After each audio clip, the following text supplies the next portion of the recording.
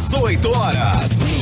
Notícias de Manaus, Amazonas, Brasil e do mundo. Agora na Mix. Olha lá, em 6 horas em ponto em Manaus. Muito boa noite para você que está ligado na 100,7. Começa agora mais uma edição do programa 18 horas. E hoje, hoje é dia 3 de novembro, terça-feira, o ano 2020. Nós vamos juntos com você em mais uma edição do 18 horas até às 7 da noite, aqui nos estúdios DJ Ari Guedes, na técnica operacional, Karime Leão e Carlos Júnior na apresentação. Wellington Truvão, tá lá no aplicativo Mano, transmitindo 18 horas para o Brasil via internet, ao vivo e a cores. Valeu você em 100,7.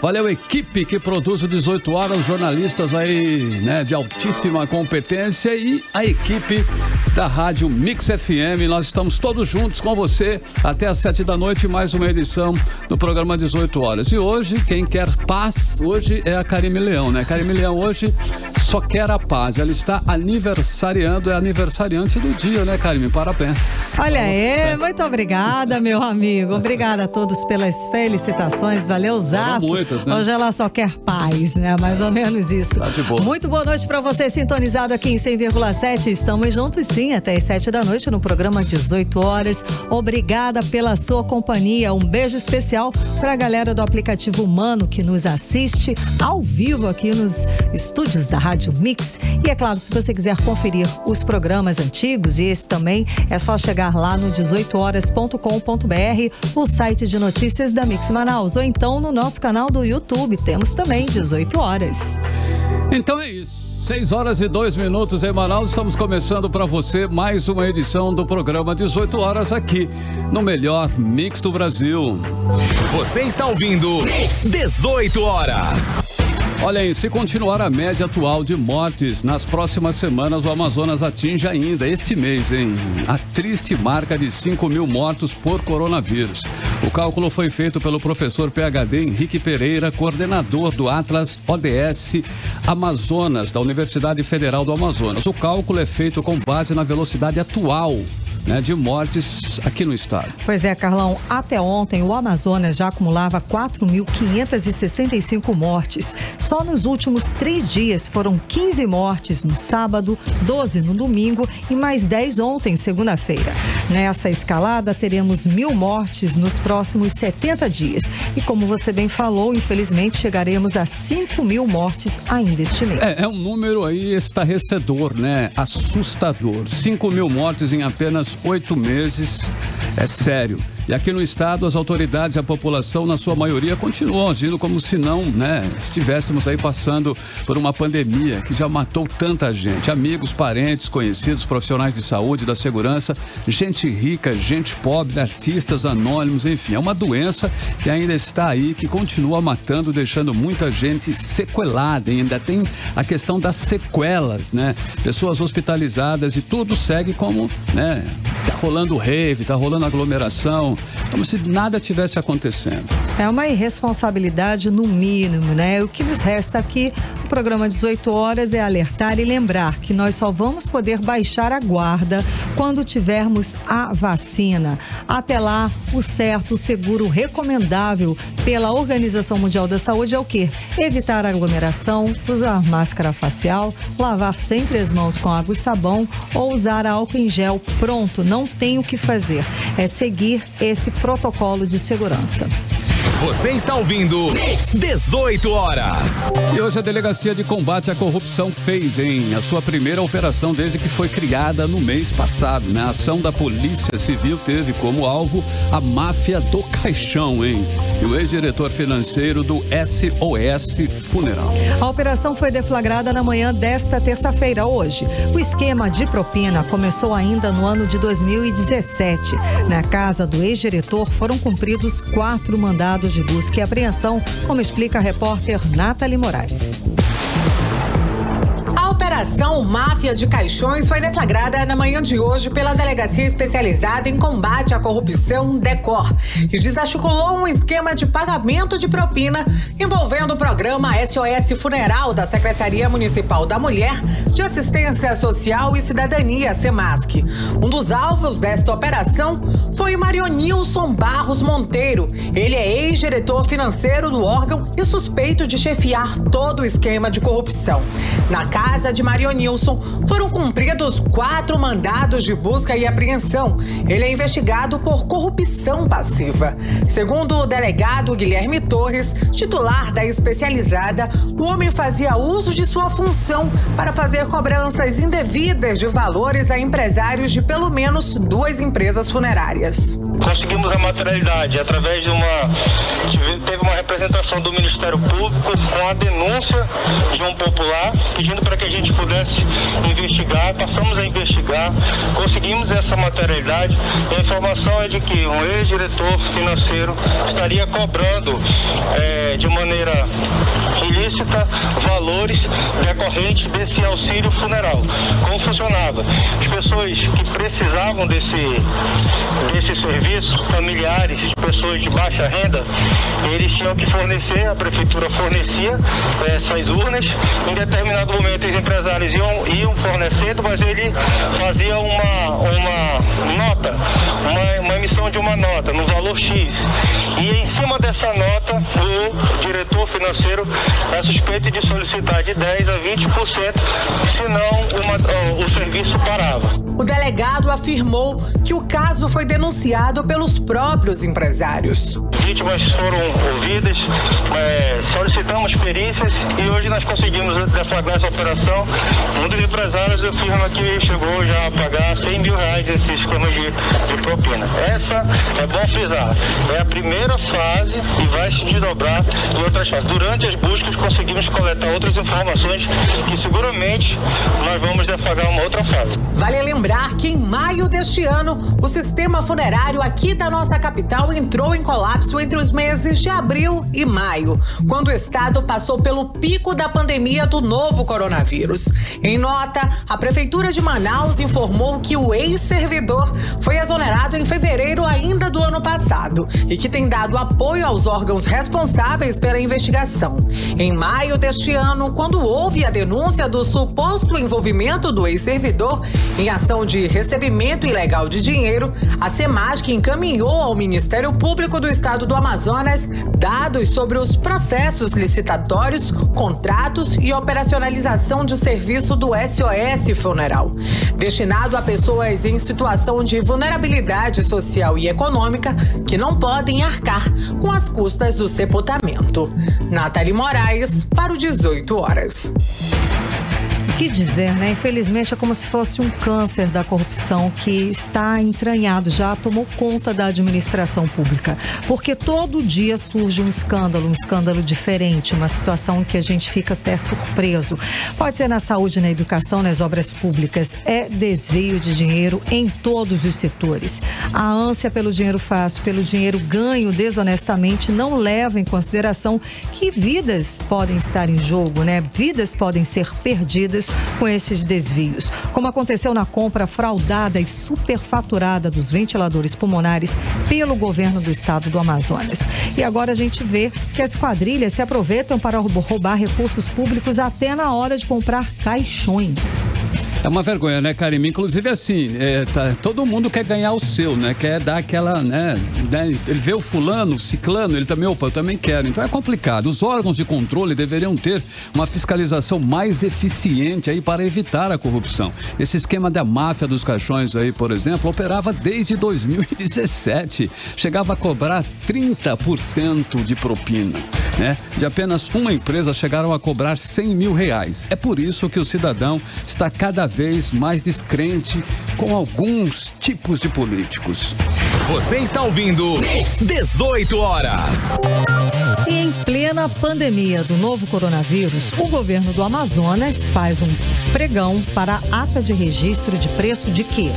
8 mil diárias de tendas de eventos. Exato. 8.000 diárias de tendas de eventos, segundo publicação do site O Amazonense. E a Agência de Desenvolvimento Sustentável do Amazonas respondeu que vai usar as tendas em 2021, no ano que vem, sem que a pandemia ainda tenha terminado ou a vacina tenha sido aplicada na população. Vamos conferir mais detalhes na reportagem de Cíntia Blink. Enquanto bares e flutuantes estão fechados por conta da pandemia do novo coronavírus, o governo do Amazonas vai fazer um pregão nesta quarta-feira para a ata de registro de preços de 8.000 diárias de tendas de evento, por meio da Agência de Desenvolvimento Sustentável do Amazonas. O portal O Amazonês teve acesso à minuta com itens do pregão. São 11 itens, entre estrutura de pavilhões de móveis lonados e tenda do tipo pirâmide. Somando o preço médio de mercado do aluguel de cada item, se atinge o valor de pouco mais de 32 milhões de reais pela locação dessas mais de 8.000 diárias. Na minuta é dito que as tendas serão utilizadas em eventos em Manaus, tanto na área urbana quanto rural, e em 12 municípios do interior do Amazonas.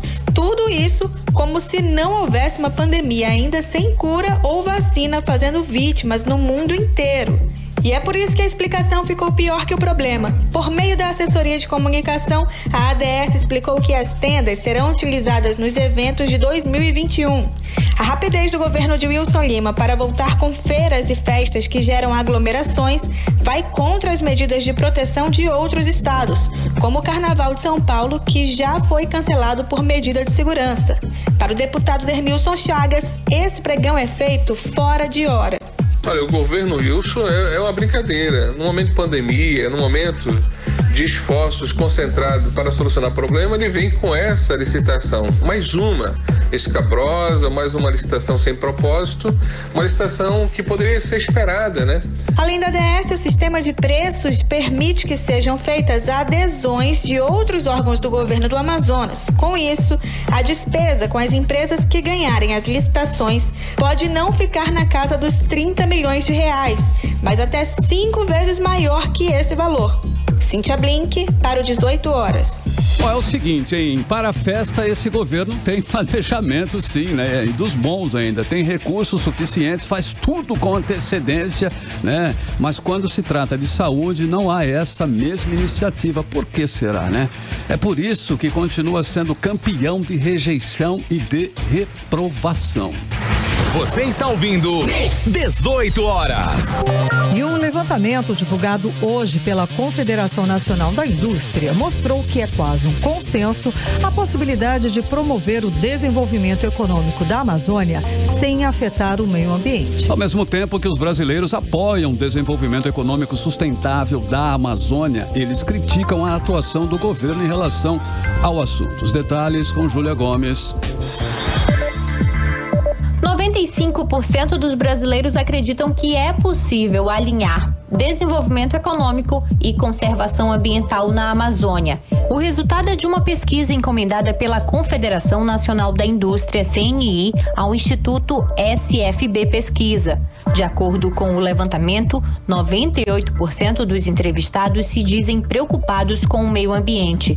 8 em cada 10 brasileiros acreditam que o país é capaz de explorar a floresta de forma inteligente, preservando os recursos naturais. Para 93% dos entrevistados, preservar a Amazônia é fundamental para a economia brasileira. No entanto, a atuação do poder público é alvo de críticas. Os participantes da pesquisa exigem mais cuidado com as unidades de conservação, discordam dos problemas que a União considera prioritários e também do discurso considerado agressivo com outros atores presentes na floresta. A pesquisa contou com a participação de 2.000 pessoas, ouvidas entre 16 e 27 de outubro, sendo metade deles habitantes dos 9 estados que compõem a Amazônia Legal e a outra metade das demais unidades da federação. Os resultados serão apresentados no Fórum Mundial Amazônia Mais 21. Um fórum online gratuito que acontece de amanhã até a sexta-feira, onde especialistas de diversas áreas, além de empresários e gestores públicos, debaterão como promover o desenvolvimento sustentável. Júlia Gomes para o 18 horas. E um evento internacional terá tecnologias israelenses para desenvolvimento da Amazônia. O evento vai ter a participação do primeiro-ministro israelense Benjamin Netanyahu, do vice-presidente Hamilton Mourão e do embaixador de Israel no Brasil, Yossi Shelley. O evento é o Amazon Tech, promovido pela Câmara Brasil-Israel e que vai ser, inclusive, realizado no próximo dia 26 de novembro, das 9 da manhã à 1 da tarde. O local do evento ainda não foi divulgado. Carlão, e nesse evento vão ser apresentadas tecnologias israelenses para o desenvolvimento sustentável da Amazônia. A Amazon Tech vai ser o primeiro de uma série de discussões da Câmara Brasil-Israel para abordar temas de interesse binacionais e marca a inauguração regional da Câmara Brasil-Israel aqui no Amazonas. Você está ouvindo 18 horas. Bom, e ainda sobre a Amazônia, o vice-presidente da República, general Hamilton Mourão, traz nesta quarta-feira 11 embaixadores de várias partes do mundo para sobrevoar, a nossa Amazônia, visitar o zoológico do SIGS e o Encontro das Águas. Depois da cobrança de países europeus por ações para reduzir o desmatamento aqui na região, essa viagem é vista pelo governo brasileiro como uma oportunidade de apresentar a Amazônia para os representantes desses países. A repórter Nathalie Moraes tem os detalhes desta visita. Vamos conferir. A comitiva será capitaneada pelo vice-presidente da República e presidente do Conselho da Amazônia Legal, Hamilton Mourão. O presidente Jair Bolsonaro não participará da viagem oficial, que prevê compromissos aqui em Manaus, além do município de São Gabriel da Cachoeira. Depois da cobrança de países europeus por ações para reduzir o desmatamento na nossa região, essa viagem de 3 dias é vista pelo governo brasileiro como uma oportunidade de apresentar a Amazônia aos representantes desses 11 países. Apesar do aumento no número de queimadas na floresta amazônica, o vice-presidente Hamilton Mourão atribui as críticas estrangeiras ao desconhecimento da realidade brasileira. Infelizmente, parte do mundo tem, por vezes, uma visão distorcida sobre o desmatamento ilegal e as queimadas na Amazônia. Não negamos nem escondemos informação sobre a gravidade da situação, mas também não aceitamos narrativas simplistas ou distorcidas. Na semana passada, ambientalistas de ONGs estrangeiras ligadas ao meio ambiente apresentaram ao governo federal 6 propostas para reduzirem o desmatamento e as queimadas. André Guimarães, um dos representantes dessas ONGs, diz que o mundo está de olho como o governo Bolsonaro lida com a Amazônia. Semanas e meses foram ilustrativos disso. Nós tivemos manifestações de investidores internacionais, nós tivemos manifestações de vários governos, nós tivemos manifestação da União Europeia, nós tivemos manifestação de corporações brasileiras, nós tivemos manifestações de bancos brasileiros, ou seja, há uma preocupação, e essa preocupação não é só dessas grandes entidades que estão enviando cartas, essa preocupação é de grande parte dos habitantes do planeta. Devem participar da comitiva chefes de missões diplomáticas de pelo menos 11 países, além de diversos ministros brasileiros. Será feito um sobrevoo na região sul do Pará sobre os municípios como Novo Progresso e Castelo dos Sonhos. As atividades em solo serão aqui em Manaus e em São Gabriel da Cachoeira. E haverá ainda uma visita ao 5º Pelotão Especial de Fronteira na comunidade Maturacá, junto ao Pico da Neblina, na fronteira com a Venezuela. Nathalie Moraes para o 18 horas. Você está ouvindo 18 horas. Muito bem, 6 horas e 19 minutos em Manaus. Você está no melhor mix do Brasil até às 7 da noite. Assista e confira o programa 18 horas. Assista no Mano, ao vivo também. E a cores para todo o Brasil. E pelo rádio você está nos ouvindo aí em 100.7. E agora nós vamos com a primeira, hein? Vamos abrir a playlist de hoje. E depois de iluminar aí o céu de São Paulo e alcançar 27 milhões de pessoas em picos de audiência na transmissão do projeto A Live, a Loki vai reativar o laser do projeto por 10 cidades do país para um especial de fim de ano. E até agora, 9 cidades já foram divulgadas. O tour passa aqui em Manaus também no dia 14 de novembro. O projeto completo vai poder ser conferido na live de dezembro, no canal de Alok no YouTube. Então vamos abrir a playlist de hoje, desta terça-feira, com a live. Você está ouvindo 18 horas. 6h22, você está no melhor Mix do Brasil, a primeira da playlist de hoje, a live com a Alok aqui em 100.7 Mix. Bom, agora nós vamos conferir a previsão do tempo esta noite e esta madrugada, né? Previsão do tempo com Karime Leão. Previsão do tempo. A previsão é de pancadas de chuva durante a noite e a madrugada. A mínima prevista é de 24 graus e a máxima não deve passar já dos 34 graus. As chances de chuva são de 90% e a umidade relativa do ar pode chegar a 83%. 6h23, boa noite. Olha, com o aumento dos casos de Covid em Manaus e as medidas de segurança para evitar o contágio do novo coronavírus, a Black Friday, que este ano acontece no dia 27 de novembro, vai ser diferente nas lojas físicas da capital, sem grandes promoções e com o fluxo de pessoas bem controlado. Reportagem é de Júlia Gomes. Os lojistas que optarem por aderir à Black Friday este ano nas lojas físicas terão que seguir rigorosamente as recomendações da Organização Mundial de Saúde para evitar a transmissão do novo coronavírus. O presidente da Câmara dos Dirigentes Lojistas de Manaus, Ralph Sayag, explica que as grandes promoções, que normalmente atraem um número maior de clientes, terão de ser suspensas neste período para não haver aglomerações nas lojas. Nós não podemos aglomerar dentro das lojas com um funcionário e nem podemos fazer grandes promoções, porque essas pessoas vão ter uma situação de muita gente dentro da loja, então vai ser preocupante. Ainda segundo o dirigente da CDLM, a entrada e a saída das pessoas nas lojas serão controladas. E essas novas práticas devem iniciar a partir de agora, na Black Friday, para que sejam mantidas como um hábito até a chegada do Natal. Nós vamos, inclusive, aprender a fazer isso. Vai ser muito duro você estar na loja querendo vender e dizer que você não pode entrar, porque tem um número máximo de pessoas. E isso nós temos que fazer logo, porque nós vamos ter o Black Friday. E no Black Friday, se nós aglomerarmos, nós vamos ter um problema no mês de dezembro, que vai ser Natal, que vem duras decretos contra a gente. Então nós vamos ter que trabalhar muito forte no Black Friday. Já conversamos com shoppings que não vão ter, vai ser tudo virtual. A loja que for fazer tem que ter muito cuidado, atenção com todos os protocolos, senão nós vamos acabar perdendo o Natal. O que vai impactar na contratação temporária de fim de ano, onde a CDLM estima a contratação de cerca de 2.500 trabalhadores, a maioria apenas no mês de dezembro. Nos anos anteriores, a média de contratações temporárias, segundo Ralph Sayag, é de até 5.000 trabalhadores durante os 3 últimos meses do ano. Mas mesmo com a pandemia atrapalhando o fluxo de pessoas, espera-se que as vendas sejam boas em relação ao ano passado. Mesmo assim, estou acreditando ainda que a gente consiga superar o ano passado.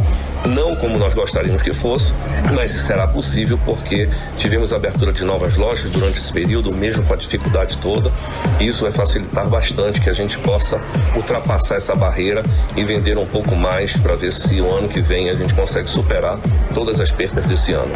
Júlia Gomes para o 18 horas. 18 horas. Entrevista do dia. Só este ano, 355 adolescentes menores de 18 anos foram vítimas de crimes sexuais aqui em Manaus. E desse total, 63% têm até 11 anos de idade, segundo dados da Secretaria de Estado de Segurança Pública. O levantamento abrange estupro, aliciamento, constrangimento e assédio sexual. Para falar mais sobre esta triste estatística, vamos conversar com a conselheira tutelar Catilene Castro. Muito boa noite, conselheira. Seja bem-vinda ao programa 18 horas aqui da Rádio Mix. Boa noite. Boa. Tudo bem? Tudo bem. Obrigada aí. Imagina, obrigada você por estar abrindo espaço na sua agenda para conversar com a gente agora à noite. Então, com conselheira. Certeza é um prazer contribuir com vocês, com essa estatística aí que tem se elevado. É um prazer, uma alegria muito grande e poder estar sendo ouvida, eu acredito que por toda Manaus e aos ouvintes aí que estão ligadinhos nessa rádio, na qual tem crescido muito. Para mim é uma alegria, uma grande satisfação. Valeu. Muitíssimo obrigada. Então, conselheira, são muitas crianças, não é, nesse universo com menos de 11 anos vítimas desses crimes sexuais. E mesmo com toda a divulgação de que é um crime hediondo, esses registros são cada vez maiores mesmo? O Brasil, ele tem, de modo geral, lutado para tentar combater. O Disque 100, hoje em dia, ele está sendo muito utilizado, porque as denúncias têm sido feitas. Por um lado, eu vejo ainda que as pessoas ainda se retêm a denunciar, né? Mas é uma obrigação, é um compromisso que toda a comunidade, poder público, todos precisam combater, né? Eu acredito que esse ano de 2020, devido à pandemia, digamos que a estatística se manteve. Mesmo que as crianças dentro de casa ainda sofreram muitos abusos, muitas agressões físicas, agressões psicológicas, a violência sexual, nós assim estamos sempre de prontidão a combater, porque a criança precisa ser respeitada. Precisa, né? E eu sempre digo, um ser humano, um homem, uma pessoa adulta que faz isso, ele tem problemas psicológicos que mal resolvidos, e olha para uma criança indefesa, isso assim é um absurdo e é crime. É crime, eu acredito que todos nós precisamos combater e respeitar os direitos da criança e do adolescente. Exatamente, conselheira. Agora a senhora também tocou num ponto importante, que é a pandemia e isolamento social. Essas crianças dentro de casa, não deveria ter tido, deve ter tido um aumento de casos de violência, já que os agressores geralmente são pessoas íntimas, pessoas das famílias, não é? Sim, aconteceu muito. Nós tivemos nesse período muitas denúncias, e sempre eu alertando nas redes sociais onde eu participo sobre o cuidado da criança, dar uma atenção maior, porque a criança dentro de casa, ela não está na escola, ela está assim 24 horas dentro de casa junto com os pais, e às vezes os pais vão trabalhando, não sabem lidar com aquele tempo ali. Então foi uma necessidade muito grande saber lidar com isso, só que alguns pais não tinham essa consciência de respeitar o espaço que a criança tem. Imagina só, criança gosta de brincar, de correr, de sair e ficar ali isolada. Foi um desafio muito grande. Por consequência, acabou tendo esse sofrimento, essa violência sexual, violência psicológica, violência física. Assim, o índice, ele aumentou. Conselheira, percebemos que esses criminosos, eles estão bem próximos mesmo, né? Parentes, padrasto, tios, avós. Tem como identificar o perfil desses criminosos aqui em Manaus? Tem como você, olha, ali tem problemas ali, antecipadamente ou até mesmo durante, porque tem sem prolongar muito, né? O sofrimento desses que sofrem, que são vítimas. Olha, essa identificação, ela é muito relativa, porque quem convive dentro da família, muitas vezes isolado, não percebe.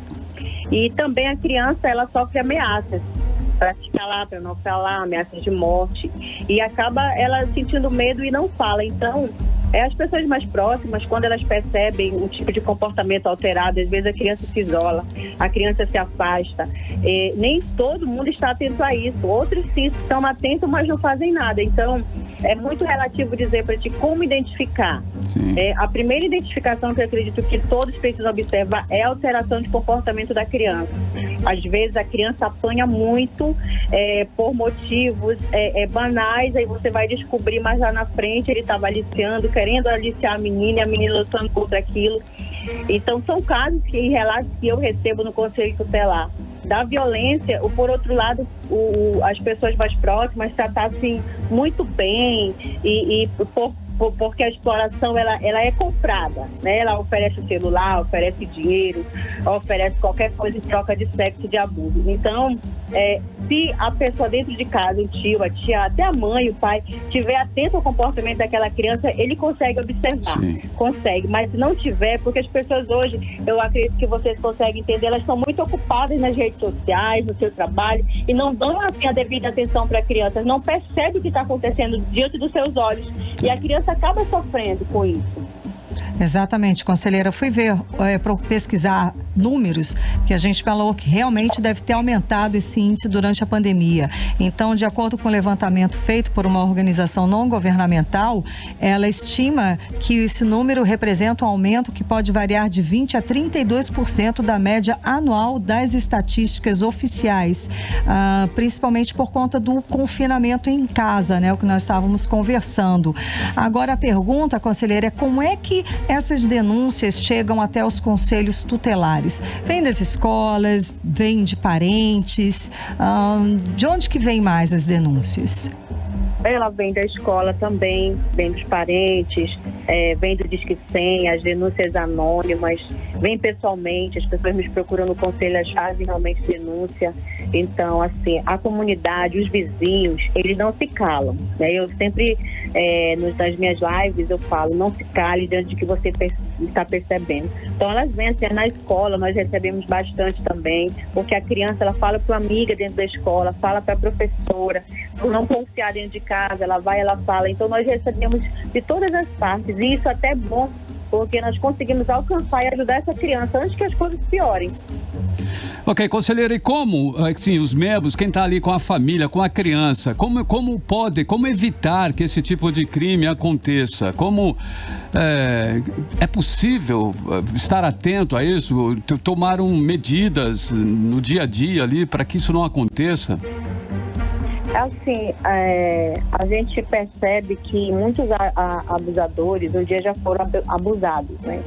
E por conta disso não são tratados psicologicamente e trazem traumas no decorrer da sua vida, e eles não olham com um olhar de respeito, né? Eles se aproveitam do corpo da criança, e eu digo que isso é uma doença mesmo, uma doença psicológica, né? É um distúrbio mental. Porque o que pode uma criança oferecer para um adulto? Nada.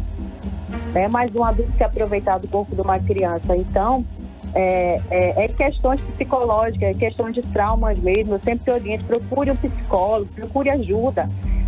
Mas se cure, se trate disso, mas respeite as crianças, respeite os direitos dela, porque a dignidade das crianças sexual precisa ser respeitada há um tempo, há um processo de desenvolvimento psíquico da criança e físico. Então, quando você ajuda, orienta uma pessoa a prevenir, isso é muito importante, porque mais tarde aquela criança pode fazer o mesmo com outro, que é o que a gente mais vê em relatos de testemunhos, que as pessoas dizem, eu fiz porque fizeram comigo. Então, infelizmente, o mundo ainda está de forma adoecida por não respeitar o espaço da criança. Conselheira, esse adulto, né, que pratica esse crime, o que acontece com ele nesse sentido de tratamento psicológico, alguma coisa? Existe algum tratamento? Ele é penalizado a ter que passar por algum tipo de apoio, sessões com psicólogos, terapia, algum tipo de tratamento desse sentido? Sim, com certeza.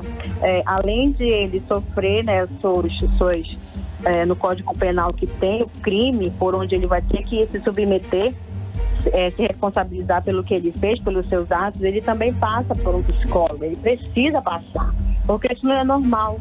Isso não é normal do ser humano. Então, uma pessoa que já se encontra no estado desse, com certeza, ele precisa ser acompanhado, para que ele não venha repetir com outras crianças isso lá na frente. Mas ele é crime, ele vai ter que cumprir com o seu papel ali, ele vai responder, porque no Código Penal tem o artigo 228 e 229, ele tem lá a multa, tem a reclusão, porém ele precisa ser acompanhado pelo psicossocial. E as crianças que são vítimas? Elas também recebem um apoio psicológico por parte do Estado? Sim, recebem, com certeza. Sim. As crianças, especialmente, elas precisam ser acompanhadas, elas são acompanhadas por pessoas já especialistas na área, porque a gente, quando vai se deparar com uma situação, por exemplo, eu, conselheira tutelar, estou em formação graduando em psicologia, consigo compreender o sofrimento psíquico daquela criança. Mas a equipe multidisciplinar que nós temos na DEPCA, já está ali preparada para receber as crianças, para conversar, para entender, para ouvir o seu sofrimento, para ouvir suas queixas, o que aconteceu. E o mais triste disso é que a criança relata novamente aquilo que ela passou, aquilo que ela sofreu. E eu vou te dizer, isso ela vai levar para o resto da vida. Ela vai levar para o resto da vida. Porque é um sofrimento que abala o emocional, abala seus destinos, principalmente quando chega na fase de 7, 8, 12 anos, na adolescência. Então, assim, muitos traumas que hoje as pessoas vão desenvolvendo na sua caminhada por conta de abuso, por conta da violência sexual. Certo. Conselheira, a senhora pode citar 3 aspectos que os pais ou responsáveis podem ficar atentos numa criança em casa para ver se essa criança ela foi vítima de algum tipo de violência? Bom, o primeiro é observar o comportamento. O segundo é o diálogo, que é importante ter com a criança. O terceiro é construir uma confiança com ela através de um relacionamento mais próximo. Eu entendo hoje que os pais precisam se ausentar de casa para trabalhar, porém, quando chega em casa, é importante ver como é que está o comportamento, buscar um diálogo, buscar essa confiança, a construção para que a criança encontre nos pais realmente esse apoio. E, infelizmente, isso não tem acontecido, é por isso que o índice tem aumentado, porque os pais não dão a devida atenção. E, às vezes, a criança ela tem sua maneira de falar. No comportamento, por exemplo, ela não vai falar verbalmente, mas ela pode se isolar da família, ela pode se afastar, ficar no canto, ficar triste. Então, precisa observar detalhes.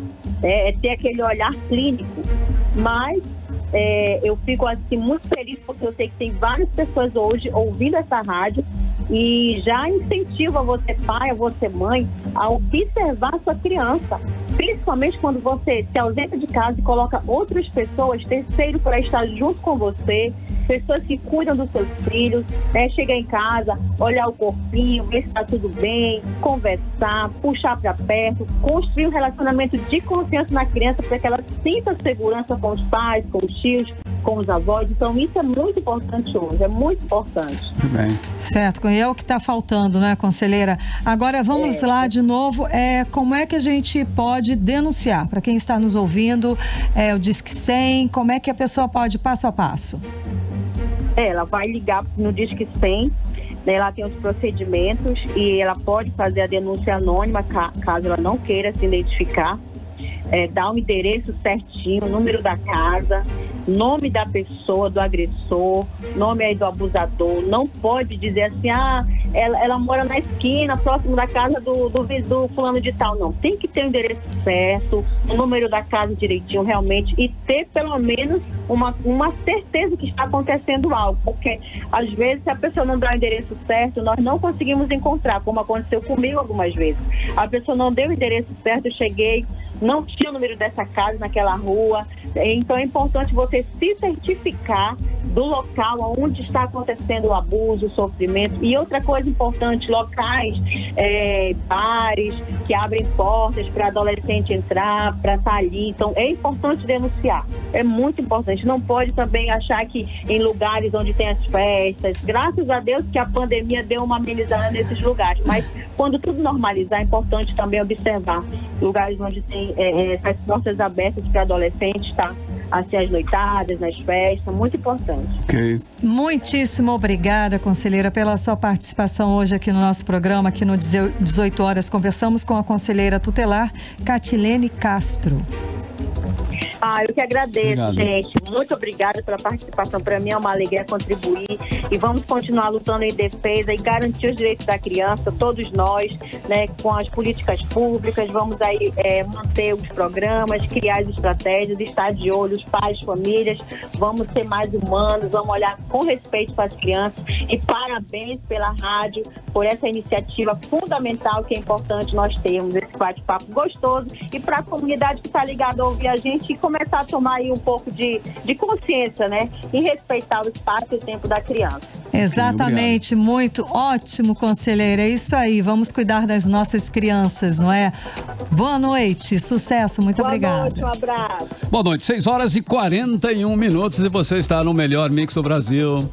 Você está ouvindo 18 horas. Bom, vamos lá então com a segunda da playlist de hoje, hein? Há algumas semanas o cantor Sam Smith disponibilizou 2 novas versões aí para a música Diamonds, que agora tem versão acústica e um remix, olha aí, feito pelo DJ Joe Corey. E no dia 30 de outubro, né, a grande novidade para os fãs foi o lançamento do novo álbum de Sam Smith, o disco Love Goes. Então vamos de música, vamos de Diamonds. Você está ouvindo 18 horas. Legal, 6h45 em Manaus, você no melhor Mix do Brasil até as 7 da noite. Confira aí o 18 horas, a segunda, né, da playlist Sam Smith, a música Diamonds aqui no melhor Mix do Brasil. Mix. Olha, agora nós vamos conferir, hein, a previsão do tempo para amanhã. Amanhã é quarta-feira, né? A previsão do tempo aqui em Manaus com Karime Leão. Previsão do tempo. Segundo informações do Climatempo, a previsão de amanhã deve ser sol com algumas nuvens. Chove rápido durante a noite e a madrugada. A mínima prevista é de 24 graus e a máxima não deve passar dos 31 graus. As chances de chuva são de 83% e a umidade relativa do ar pode chegar a 88%. Bora 6h46, boa noite. Mix. E a Justiça do Amazonas deve analisar ainda esta semana o pedido da Associação dos Bares, Restaurantes e Flutuantes, que tenta assegurar aí a reabertura de flutuantes e bares no estado. A entidade entrou com uma liminar depois que o governo do Amazonas proibiu por mais 30 dias o funcionamento desses locais por causa da pandemia. Vamos conferir os detalhes agora na reportagem de Júlia Gomes. Na última quinta-feira, a Associação Brasileira de Bares e Restaurantes no Amazonas protocolou um mandado de segurança no Tribunal de Justiça do Estado contra o governador Wilson Lima, com o objetivo de assegurar a reabertura de flutuantes e bares, mesmo na modalidade restaurante. A liminar está nas mãos da juíza de direito Nilza Abreu, que vai atuar como desembargadora. A magistrada pediu ainda na semana passada o parecer do Ministério Público do Estado antes de decidir sobre a liminar, que tem a previsão de ser apreciada nesta semana. A ação veio depois do governador Wilson Lima suspender por mais 30 dias o acesso às áreas de praias para recreação e funcionamento de balneários, flutuantes e bares, como parte das medidas de prevenção à Covid-19, que vem apresentando elevação do número de casos no estado. A classe alega que está sendo prejudicada, pois mesmo depois do prazo do primeiro decreto, os casos de Covid-19 continuaram a crescer no estado. Eles alegam ainda que a própria Fundação de Vigilância em Saúde aponta que a causa do aumento se deu devido às campanhas eleitorais, os eventos partidários tanto na capital quanto no interior. O presidente da Abrazel no Amazonas, Fábio Cunha, falou sobre o pedido de liminar. A gente espera, sim, que a Justiça, o Ministério Público possa se sensibilizar ao que está acontecendo com bares e flutuantes, principalmente por conta de bares legalizados estão sendo penalizados por esse duro e restritivo decreto e que eles enxerguem que o que está acontecendo é a penalização de quem obedece à lei, é a penalização de quem tem as licenças dos órgãos governamentais para trabalhar, de quem tem CNPJ e a desobediência de quem não tem comprometimento nenhum com a sociedade. Júlia Gomes para o 18 horas. 18 horas. Política. E a Defensoria Pública do Estado quer que o Tribunal Regional Eleitoral do Amazonas fiscalize as aglomerações nos comícios de rua, que vão contra as recomendações de saúde durante a pandemia. Mas o tribunal diz que não cabe a ele esse tipo aí de ação. Vamos entender mais dessa história na reportagem de Cíntia Blink. Nesta quarta-feira, o Tribunal Regional Eleitoral do Amazonas vai julgar uma consulta da Defensoria Pública do Estado para que a campanha eleitoral seja suspensa no Amazonas, como foi em Pernambuco. O pedido é uma resposta aos casos de desrespeito ao distanciamento social em atividades políticas, como diz o defensor público Arlindo Gonçalves. Então, a Defensoria Pública ela tem recebido algumas denúncias de campanhas eleitorais que têm gerado aglomeração e temos tido uma conversa muito frequente com a FVS, com o secretário, e temos acompanhado o aumento de casos, tanto de casos de Covid quanto de óbitos e de internações. Podemos verificar, por exemplo, um aumento de agosto até outubro, já um aumento de óbitos da ordem de 167%, o que é muito preocupante. O posicionamento do tribunal é que não cabe a ele fiscalizar irregularidades no âmbito da saúde pública e da vigilância sanitária. E, em nota, respondeu que a Prefeitura Municipal e o Governo do Amazonas determinaram medidas/restrições sanitárias em combate à Covid-19 por meio de decreto municipal e estadual. No Amazonas, os municípios de São Paulo de Olivença e Parintins tentam conter as aglomerações no período eleitoral. As duas cidades suspenderam a realização de comícios este ano. A medida tem o objetivo justamente de impedir o avanço do novo coronavírus. Cíntia Blink, para o 18 horas. 18 horas. Olha aí, falta menos de 15 dias para os eleitores irem às urnas aí com toda a responsabilidade, né? Escolher aí os prefeitos e vereadores. Mas os candidatos indígenas ainda não receberam o apoio financeiro esperado. Pois é, Carlão, segundo a matéria do UOL, 67% dos indígenas no Brasil não receberam repasses dos partidos. Vamos saber mais detalhes sobre essa história agora, na reportagem de Cíntia Blink. 67% dos candidatos indígenas não receberam nenhuma doação, nem dos partidos, nem de outros candidatos e muito menos de pessoas físicas. É o que revela a publicação do UOL, feita com base nos dados divulgados pelo Tribunal Superior Eleitoral. No Amazonas, essa é a realidade de quase todos os candidatos indígenas, que somam aproximadamente 500 candidaturas. Dessas, 438 sem qualquer doação. Por isso, o estado é o primeiro do Brasil na lista dos indígenas que menos receberam recursos para financiarem as campanhas deles. Seguindo a lista, vem o Mato Grosso do Sul, com 138 que não receberam doações. E no terceiro lugar do ranking aparece Roraima, com 90 candidatos indígenas sem verba para pagar a campanha eleitoral. Quando o assunto são os partidos, o PT encabeça o maior número de indígenas na legenda sem doações. Mas é preciso considerar que o Partido dos Trabalhadores é o que mais tem representantes indígenas de todo o Brasil. Depois, o PP e o PSD ocupam o segundo e terceiro lugar dessa disputa nada feliz. Cíntia Blink, para o 18 horas. Você está ouvindo 18 horas. O senador Eduardo Braga, do MDB do Amazonas, retornou hoje às atividades políticas depois de um período em tratamento contra a Covid-19. Vamos conferir o que o senador disse no seu retorno. Bem, amigos, eu queria primeiro dar um abraço a todos e agradecer a solidariedade e os votos de restabelecimento que muitos dos nossos amigos me enviaram a partir do momento que souberam que eu tinha testado positivo por Covid. Quero aqui agradecer a todos, agradecer em primeiro lugar a Deus e dizer que estou bem, estou retomando as minhas atividades no dia de hoje. Vou participar daqui a pouco da reunião de líderes do Congresso, onde nós vamos definir uma pauta importante para o Brasil, entre elas a desoneração da folha de pagamento para o ano de 2021. Quero aqui mais uma vez reassumir meu compromisso com os trabalhadores, e salvar empregos e salvar empresas é fundamental. O ano que vem nós ainda estaremos enfrentando muitos desafios e ao mesmo tempo dizer e dar aqui um testemunho: essa doença é uma doença traiçoeira, que todos precisamos tomar cuidado, precisamos nos proteger.